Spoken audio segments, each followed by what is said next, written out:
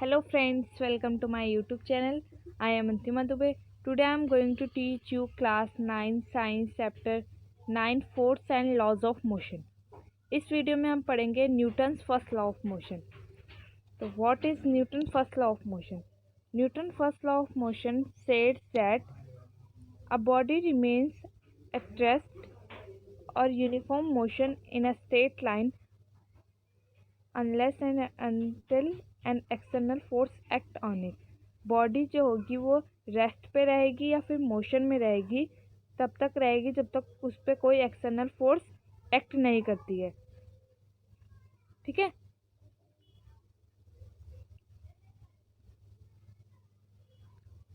Putting Newton's first law of motion in simple words, देखते हैं simple words में. A body will not start moving until and unless an external force acts on it.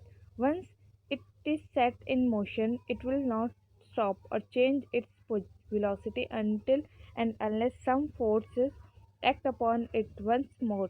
The first law of motion is sometimes also known as law of inertia. First law of motion को क्या कहते हैं हम लोग? Law of inertia.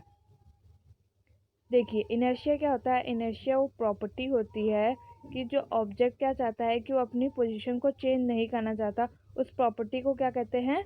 Inertia. ठीक है. First law of motion हमें ये बताता है कि अगर कोई ऑब्जेक्ट रेस्ट में है तो वो रेस्ट में ही रहेगा, अगर कोई उस पर एक्सटर्नल फोर्स एक्ट नहीं करती है, और अगर कोई ऑब्जेक्ट मोशन में है तो वो मोशन में ही रहेगा. ठीक है.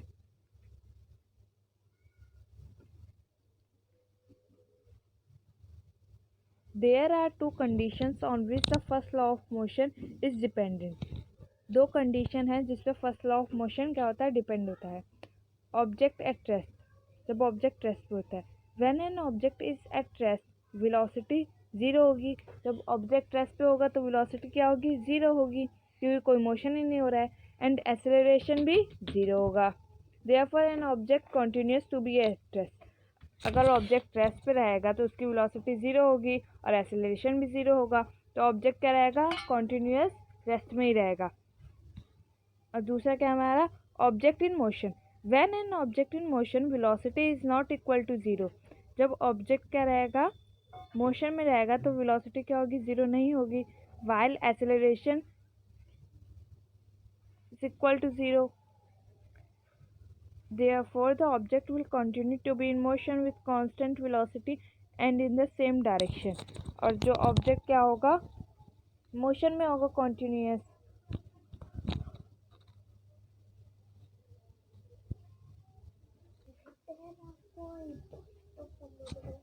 देखिए Newton's first law states that if a body is at rest or moving at a constant speed in a straight line, it will remain at rest or keep moving in a straight line at constant speed unless it is acted upon by a force.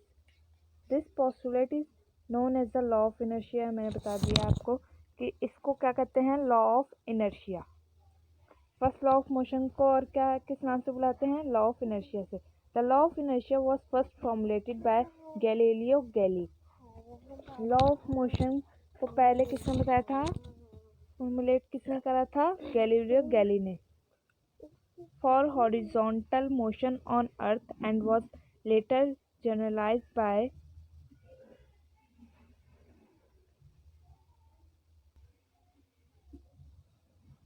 देखिए example क्या है Newton first law of motion का.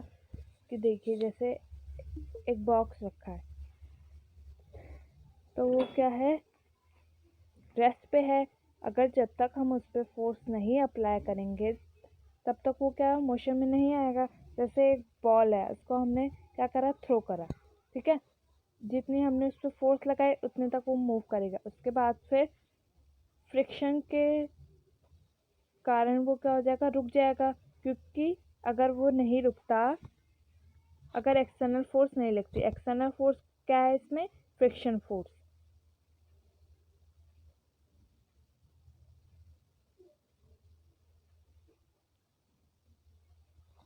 अब देखते हैं questions. What are the major concepts involved in the topic? क्या इसमें major concept क्या है? इस टॉपिक में मेजर कॉन्सेप्ट बताइए जो इन्वॉल्व है. The major concept involve frame of reference, Newton's first law of motion, law of inertia, Newton Newton second law of motion और Newton third law of motion हम लोग पढ़ेंगे नेक्स्ट वीडियो में। Newton third law of motion मैं बता देती हूँ कि every action there is an equal and opposite reaction. जब हम किसी भी ऑब्जेक्ट पर फोर्स लगाएंगे तो वो ऑब्जेक्ट भी हम पे फोर्स अप्लाई करेगा। ठीक है, thank you. I hope you like my video. If you like my video, please like, subscribe and share my channel. Thank you.